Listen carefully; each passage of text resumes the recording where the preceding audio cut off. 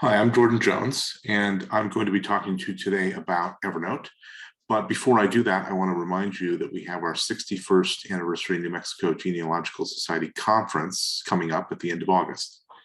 For the modest price of $30 per person, you will get 14 lectures. Those will be available via streaming through September. There will be 2 live keynotes, which we'll record and put into the streaming system. And there will also be 6 recorded lectures with live Q&A, 6 video on demand lectures. All of that's going to stream through September. There's going to be door prizes and more. So if you go to nmgs.org/conference, you can learn more about that.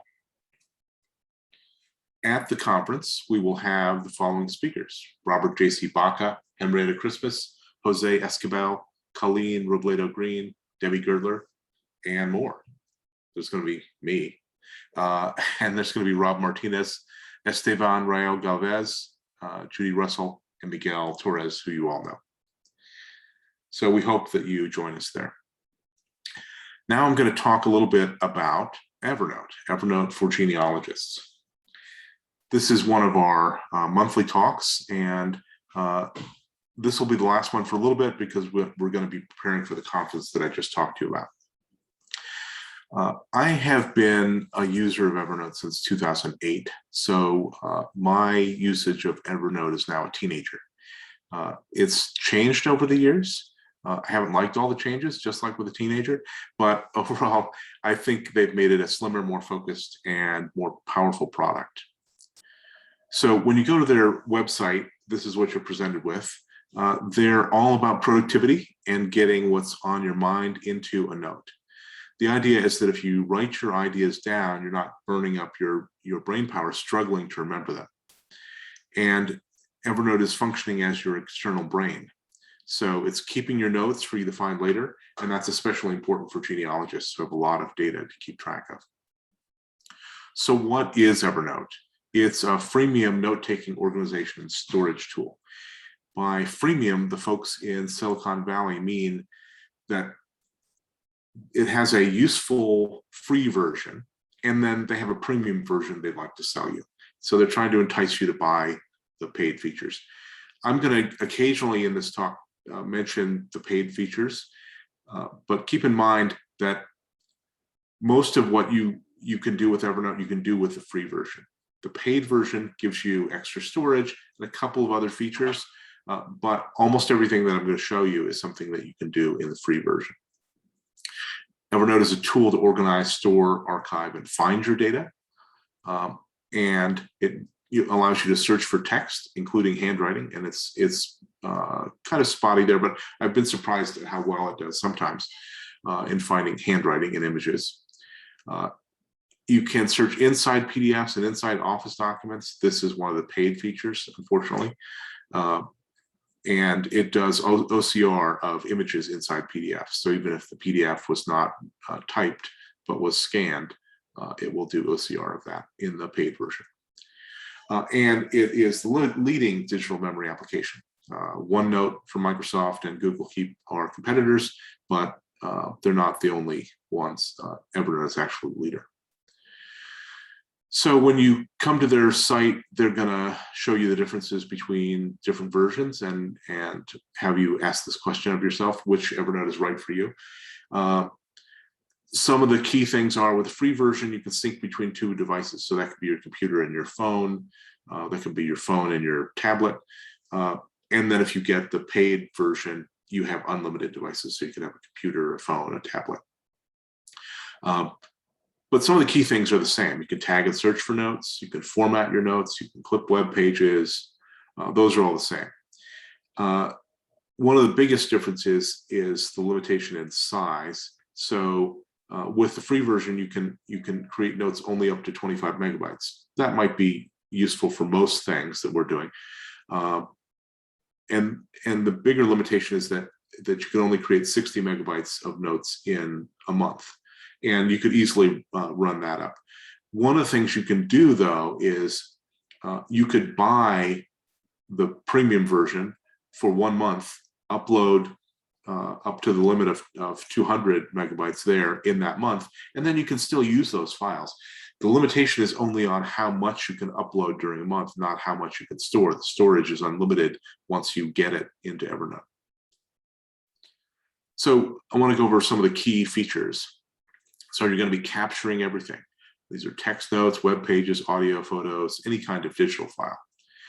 You're going to keep everything in sync. So notes, web clips, files, images, everything if you look at it on your phone and you look at it on your computer, you see the same files. And that's 2 devices for free and unlimited for paid. You'll be using it for research, collecting information from anywhere into a single place. It's always at your fingertips. And because you can find things, you can remember everything. So the main way that you access your content is either with search or navigation. And I'll be talking quite a bit of detail about both of those. In the free version, you can do search for any text. That text can be in the note itself, it can be in images, it can be in tags, titles, or notebook names. The paid search gives you, as I mentioned, the ability to search within documents, within PDFs, within Microsoft Office documents. So let's get started and create an account and install Evernote. So you go up to their webpage and it tells you that you can accomplish more with better notes, their marketing stuff, but you click sign up for free, and then you get this pop-up. You provide an email address and a password, and you create an account. Then they're going to pop over and give you something to download for your desktop. And so it will know that you're on a Mac or a PC, and it will choose the right one. And then you can download and have the desktop application. You can also at any time go to evernote.com/download and download those. On mobile, you'll have a standard installation, just like any application in the App Store or Google Play. Just search for Evernote and you'll find it. So you've got the desktop and you've got the mobile version. You might also want web clippers. These you install into your browser, and they become a little button on your browser that you can click and capture things from the web as you're surfing the web. So it's very powerful, and I recommend you do this. You go to evernote.com/webclipper, and you can download these, and they work for all the major browsers. And they'll tell you how to do that when you get to that page. So here's an example of the page. And once I've installed it, when I'm on a web page, like in this case, Find a Grave, and I click to save it, I have various choices. I can do the article, a simplified article, the full page, bookmark, screenshot, and so forth. I can then organize it into a notebook. I can add tags, and then I say save, and I end up with something like this. Here's my web clip note that you just saw me taking. It has a link back to the note, and it has pretty much the web view that you saw. So that's all kind of getting started, getting things installed, using the web clipper in general. And I want to say, why should genealogists use Evernote? And I have some concepts and strategies for what I call digital memory. So you should use it to create your research plans. So you can gather together all the research you're thinking of doing. You can use Evernote tagging to say, this is for this repository and that repository, and this is what I'm going to do when I go to that cemetery, and so forth. You can use it to create research logs where you say, I did that research, and here's a high-level view of what I found. You can use it to gather and catalog digital assets. And that's probably what most people think of it for, that you can take all the images that you've gathered of census records and birth records and so forth and have them in one place. But you can also use it to write various notes, draft proof summaries, family narratives, and you can use it to store more formal documents. Maybe you take your notes and you're going to write an article and you're using Word. Maybe you're using Excel to gather together a bunch of different disparate data to see it in a tabular format. Maybe you're using PowerPoint. Any of those kinds of files can also be brought into Evernote, and you'll have them in one place. And finally, you can use it to share the results of your research. People think of Dropbox as a place where a lot of genealogists share results and share information. You can also do that from Evernote. Any note, any notebook, you can share with other people, with your family members, with other researchers that you're working with, and so forth. So I want to take you through a little bit of the user interface for Evernote because it's kind of complicated, but when you break it down, you can see what everything's for and you can see how you use it. So on the web, you have something where you see that you have a new note button. You have shortcuts, you have all notes, notebooks, and tags. And again, notebooks and tags are the main ways that you organize your notes. The shortcuts are searches and other links that you have found as you go through Evernote, as you use Evernote, and you wanted to keep and you put them in your shortcuts. When you're on the desktop version, you have a little bit different view, and I've highlighted in red the things that are different. So you have a new button that says new instead of note, and you have a home button because there's kind of a home view on the desktop app, and you have a tasks link that is also new. I think tasks will probably come to the web at some point. It's a very new feature. As you see, they've marked it as early access, and so that's kind of an alpha or beta version of it. If you click on new, you get this pop-up that tells you or allows you to choose between note and task. Do just an attachment where you're not going to write anything, but you're just going to attach a file. And also you can do a sketch, which can involve a mouse or any kind of pointing device. You could sketch things. So when you get to the desktop interface in the paid version, you can customize where things appear here, and you can customize the image. I put an image of the map of the Native American reservations in New Mexico on mine, but you can have anything there if you have the paid version. If you have the free version, they have some standard things that they put there that are nice photographs of flowers and so forth. And then you have notes, you have scratch pad where you don't even have to think, am I going to put this into a note? Maybe I just need to get something quickly that I'm not going to store. And then you can pin notes and have them show up here. And then you also have a list of recently modified notes. And then again, you have the buttons I showed you before for home, shortcuts, and so forth are all along the left-hand side.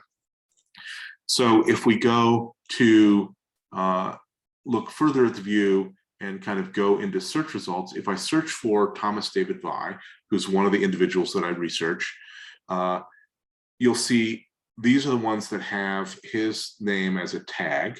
And so I've created a tag for that individual. And I've got all the notes in which he is referenced in some way. This is a view of the notes that is organized around that search, but also I'm viewing them in a list view. There are other views that you can have, and I'll show you some of those. So the first item here is, that's my search. It's kind of reminding me what I searched for. Tag, which is that little icon right here. It's a tag, and then that name. And then, the second item is ways to change my view. So I can change the sort, I can change the filter, and I can change the view and look at card view, which I'll show you in a second. And then you can save the search. So if I like that search and I want to use it again, I can click this button, Save Search, and then I can use it some other time. And then the last item here is just the list of items in my search results. Here's the card view I was talking about. So if you click that thing at the top and choose card view, you'll see your notes, instead of in a list, they'll be in cards like this. Images will often show up. This one is for some reason not displaying, but you'll see on the right-hand side also the detailed note and more details of that note. If we delve into what a note looks like and what the parts of the note are, we'll see that a note is organized into a notebook. And so the list of the notebook is here. So this one is Gen-Census. You have a toolbar that allows you to do all of your normal editing functions and bolding and highlighting and so forth, including this insert button, which allows you to insert files and attachments and images and so forth. You've got the title. So you type the title here, and if you open up the note on its own, the title also appears at the top. And then you have images. This image is viewed as an attachment. I'll show you in a little bit how to change the view of an image and show it as inline so you can actually read the image. And then on the bottom, you have tags: record type, location, individual, surname are the ones that I use. I kind of create ones for each of those. And then whenever I want to search for a certain kind of record, a certain location, a certain individual or surname, I can use those tags to find those. So really what you're doing with Evernote is organizing the things that you've found, the work that you've done, the plans that you've made in order to be able to search for them. And the main organization methods are tags and notebooks. So a notebook is like a folder on your computer. You put things in it. A note can only be in one notebook. So you can't have a note in more than one notebook. However, tags, they can be applied to each note, and a note can have many tags. And so the way I usually do it is I think of putting my files into a notebook for, let's say, all the census records, and then I tag them for all the people in the census record and for the location and things like that. And then by doing that in a kind of organized and predictable way, then when I want to research it or search into my Evernote, I can find them using that. So I said a second ago that I was going to show you how to change an attachment to be in an image view. If you go to that attachment and you do a right click, you'll see this menu, and instead of having attachment, which is already checked, you click on image, and then you'll get a view like that. So let's talk a little bit about organization methods. Some people who use Evernote are tag oriented, and so they use notebooks, but only a little bit, and they're mainly focused on tags. Some people are notebook oriented. They use tags maybe a little bit, but not a lot. Some people only use tags and never use notebooks, and so they're in the main notebook and they never change it. Some people use only tags and only notebooks. Just depends. And the most disorganized I've seen, and I'm being judgmental here, but anyway, the most disorganized is when somebody has only one notebook and uses no tags, and they're trusting on their ability to write something inside the note that they're going to find. And I find it much more searchable if I do what I do, which is a tag-oriented method. I use both tags and notebooks, but I'm really heavily oriented towards tags. So I create notebooks by record type, and then I have tags for record type, surname, individual name, location, which might be a nation, a state, a county. And I often will have something that has the state and also lists the county, because sometimes I'm focused on the county and sometimes I'm stepping back and looking at the state level. You'll note that I have record type in both. That can be a little bit redundant, but it does help me when I'm searching, because sometimes I'm searching just for tags and I don't want to focus on the record type. And some of my tags for record type are more specific than the ones for the notebooks. So notebooks can be organized in stacks. There's a top level notebook, and that can contain many other notebooks. But the notebooks can only be nested 2 deep. So you've got a parent and a child, that's it. An account can contain 250 notebooks in the free version and 1,000 in the paid version. I will say that I've never run up against that limitation. I've never had nearly 250 notebooks. So if somebody was doing a notebook-oriented version, or way of organizing, they might run into that problem. But the way I use it, I don't run into that limitation, so it's not really an issue for me whether it's free or paid. So this is kind of an eye chart of the notebook view. If we look at it, we see that you have a top-level notebook. This one is called Genealogy-Personal. And then you have secondary notebooks. All of these are secondary notebooks that are children of this parent notebook, Genealogy Personal. And then next to it, you have the number of notes. So if we zoom in, you see I have Genealogy-Personal, and then I have 0- research plans, 1- research log, 2- notes, and so forth. Those are set up to kind of be organized at the top. And then I have my other items up below that. Next to them are the numbers of notes that are included in each. So a couple things you can do with notebooks. You can share them, and that's available in the free version. And you can have them offline where let's say you're going to be someplace where you're not going to have internet available, and you're going to be maybe in a cemetery or something like that. And then you can have them on your phone, even though you're not connected to the internet, and still be able to get to them. And that requires the paid version. It's one of the things they're trying to entice you to buy the paid version with. So let's talk a little bit about tags. Tags are an external organizing principle. They're applied outside the file, outside the note, and they allow you to search for things directly or indirectly. So if I search for tag : Jones, I'll find all the notes that are tagged Jones. If I search for the word Jones, it finds all the notes that have the text Jones anywhere, whether inside the note, in an image, anywhere. And the tag is something where I'm saying, I want to think of this as relating to that, no matter what the text is inside. Might not even have that text inside. So you can search for text anywhere in the note, but tags provide a more exact search.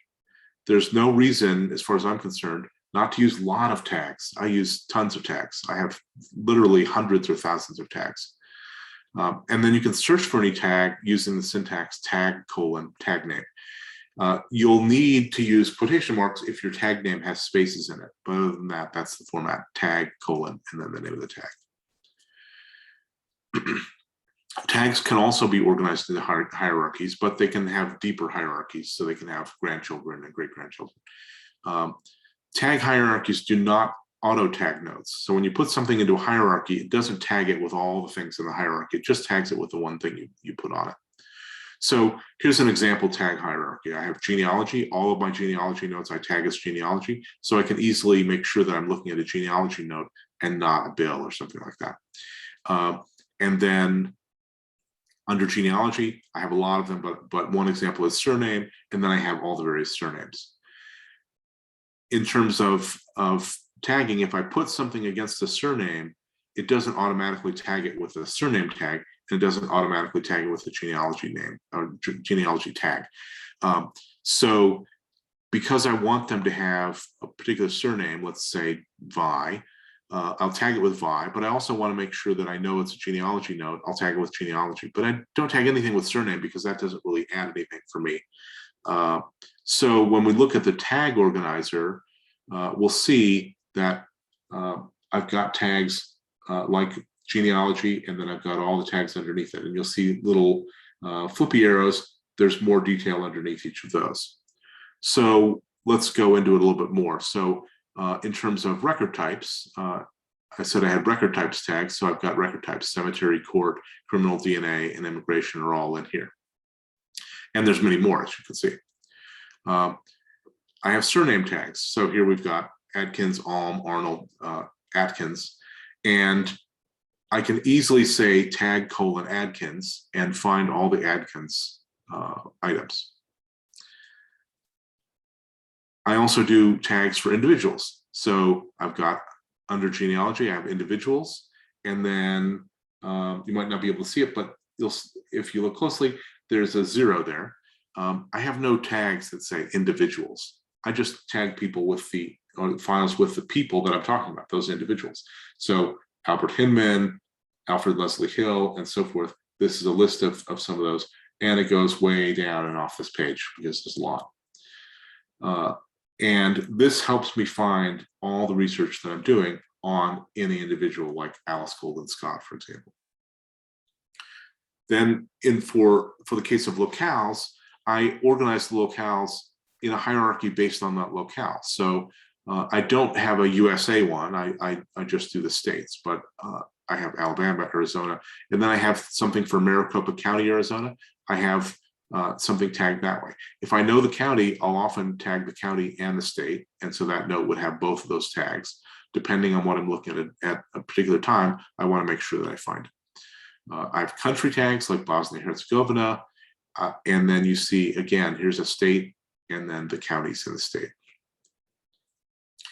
So the whole point of all that tagging and of taking the time to do that tagging is that it facilitates your search. So I want to give you some pointers on search, and you'll be able to get to what you put in to Evernote.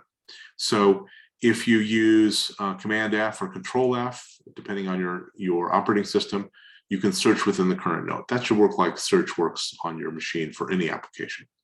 They have another one, which on the Mac you use Control Q, and on the PC you use Command J. And you, I got that backwards. Control Q for the PC, Command J for the Mac, and that allows you to jump to a notebook tag or note. And I'll show you an example of that.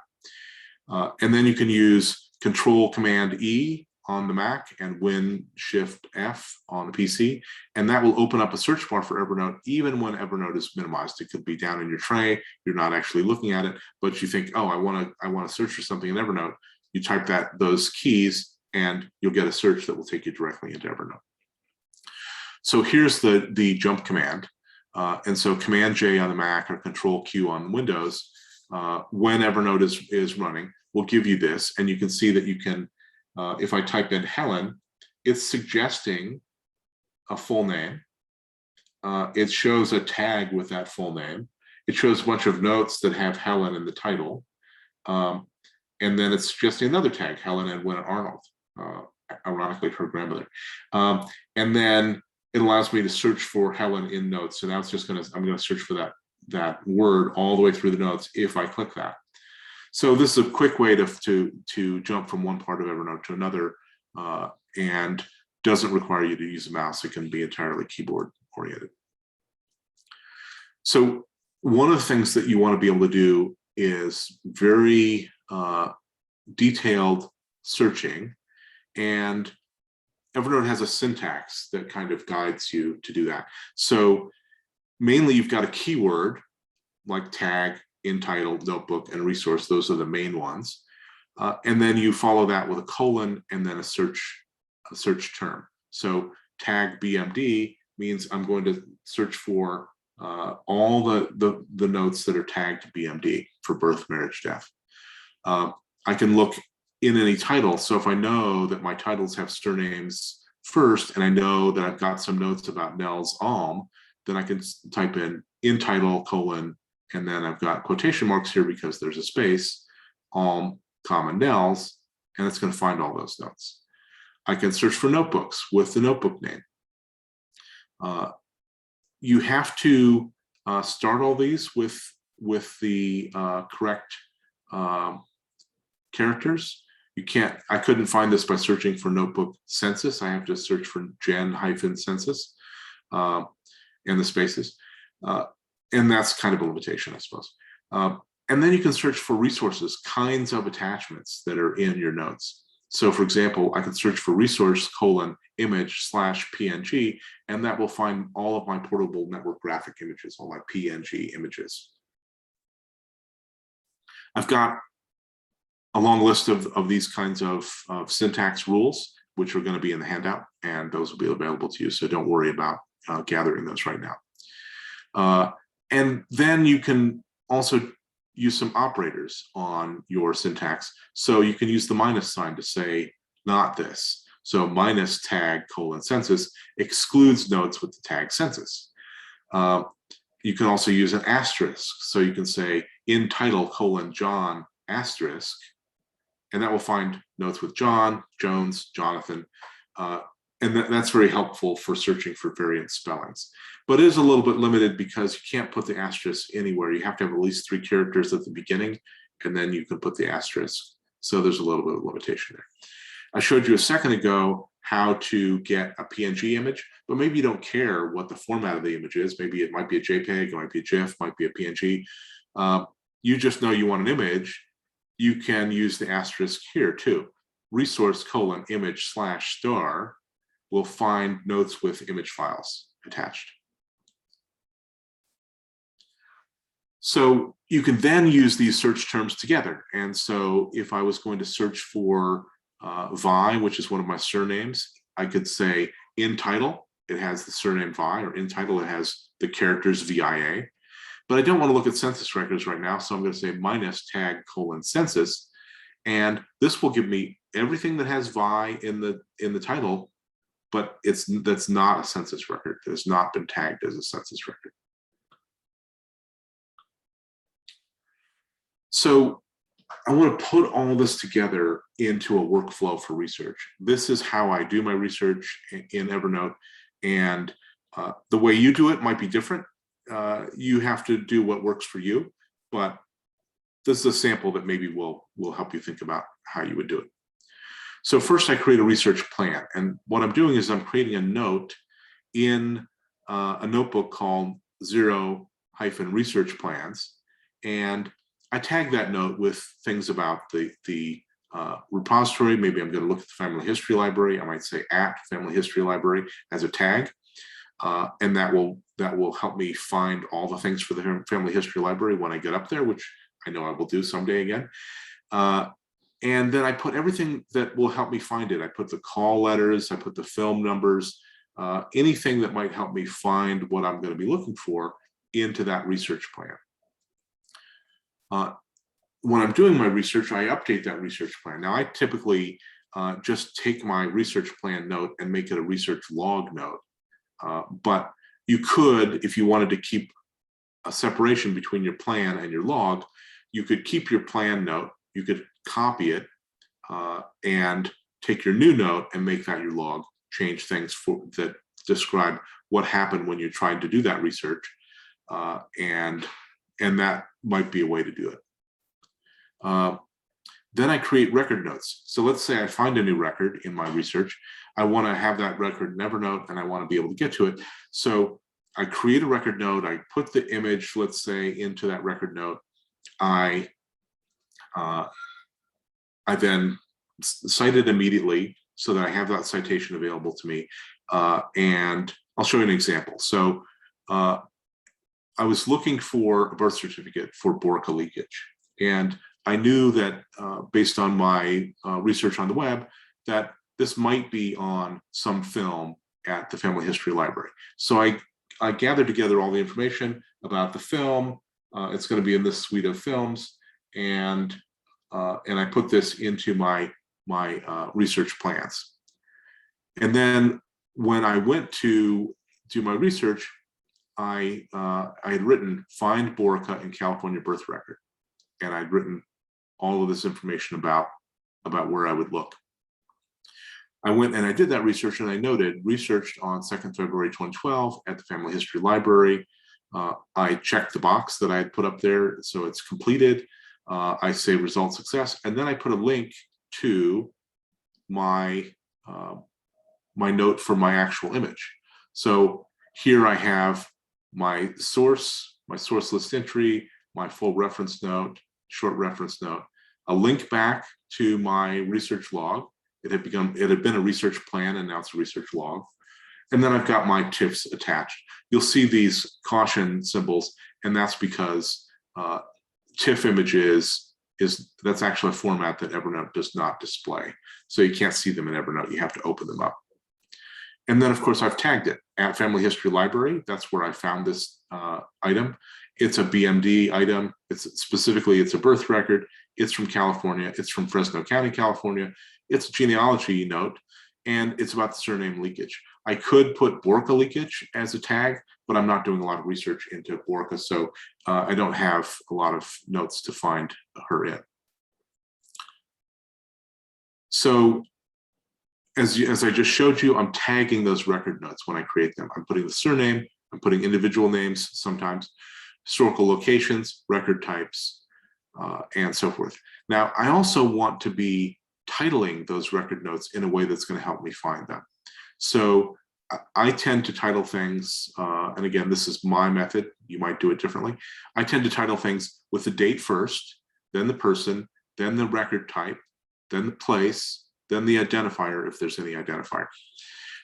So an example is 1968, February 5th. So I put the year, hyphen, and then the month, and then the day, and that sorts them when I have them in a textual sort in a list of notes. I can see all of them in order of date. Then I have the surname, comma, and given name, and then I have the record type, place, and then the identifier. So that's for Mary Jane Hill's death certificate.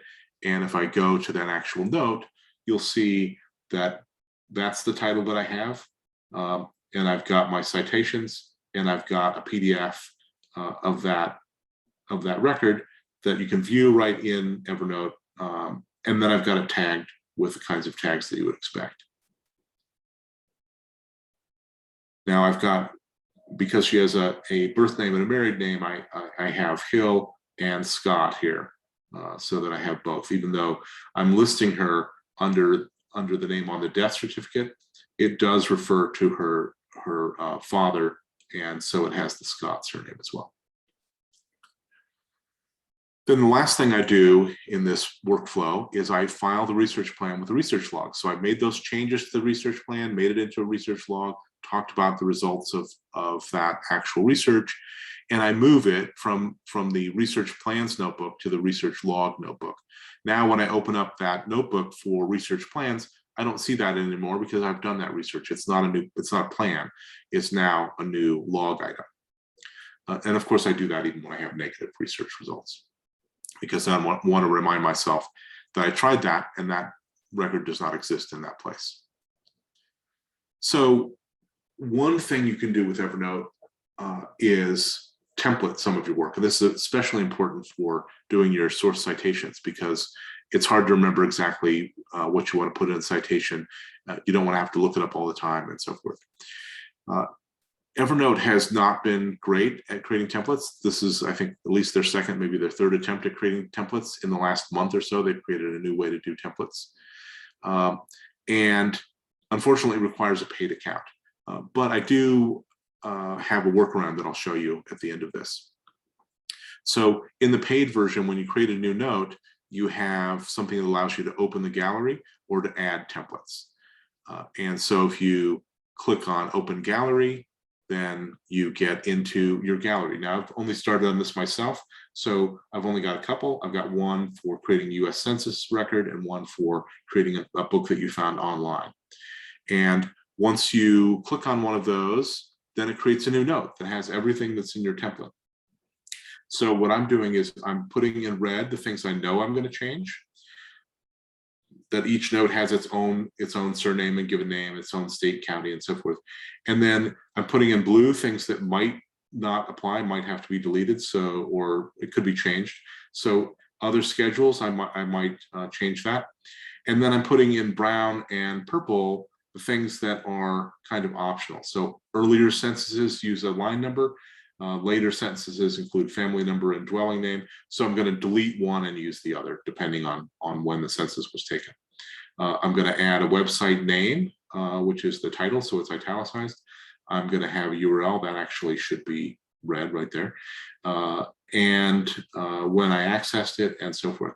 So I can quickly fill this out. I don't have to go research what should I do to create this citation. I've got it in front of me. I got it from my template.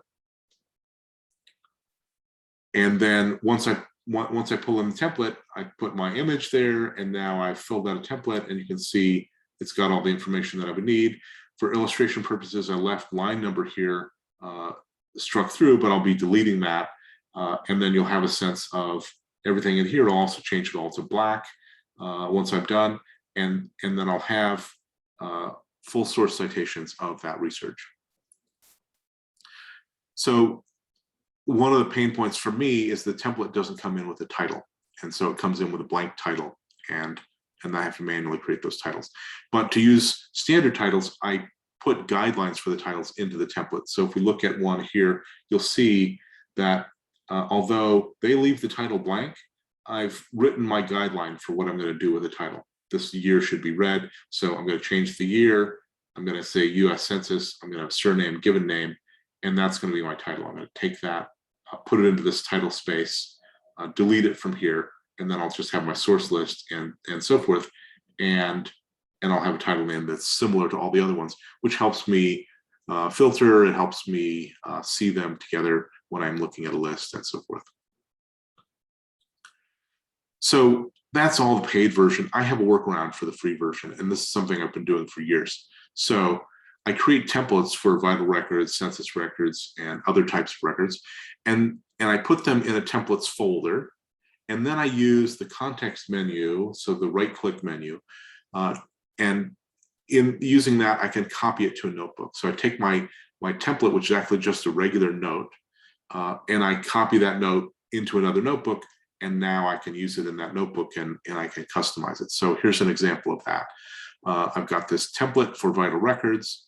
I click on it with a right-click, and I can choose copy to notebook, and it's going to copy one of these to my BMD notebook, and now I'm going to be able to edit that, and it'll come in looking like this. It actually has a title, although I'm going to change that, but I'm going to delete all this part and just say year, surname, given name.